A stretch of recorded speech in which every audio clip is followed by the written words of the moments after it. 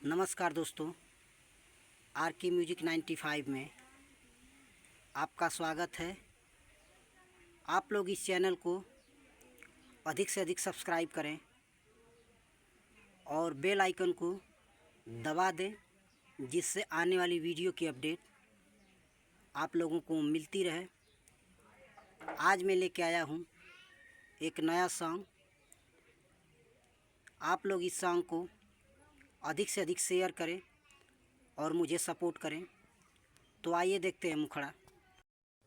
हो तोहर कजराए गोरी कहियो मर्डर करवाई, तोहर कजराए गोरी कहियो मर्डर करवाई, तोहर नखराए गोरी कहियो मर्डर करवाई। हो तोहर कारी कारी अखिया सवाल करे, कातिल मुस्कान बवाल करे। हो तोहर कारी कारी अखिया सवाल करे, कातिल मुस्कान बवाल करे। हो तोहर घघराए गोरी कहियो मर्डर करवाई, हो तोहर कजराए गोरी कहियो मर्डर करवाई। आइए देखते हैं अंतरा। हाँ, पतली कमर लचका के चलेलू, रूपवा ए रानी सजा के चलेलू।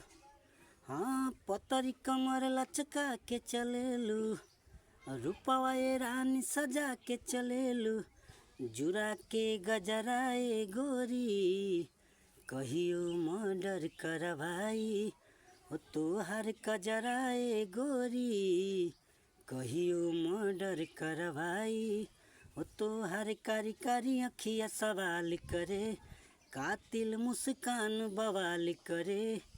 हो तोहर कजराए गोरी कहियो मर्डर करवाई। आइए देखते हैं दूसरा अंतरा। हो इंस्टाग्राम पर ट्रेंड करेलू, रील स्टोरी सेंड करेलू।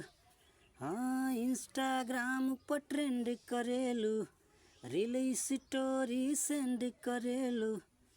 सुनर मुखड़ाए गोरी कहियो मर्डर करवाई, हो तोहर कजराए गोरी कहियो मर्डर करवाई। हो तोहर कारी कारी अखिया सवाल करे, कातिल मुस्कान बवाल करे।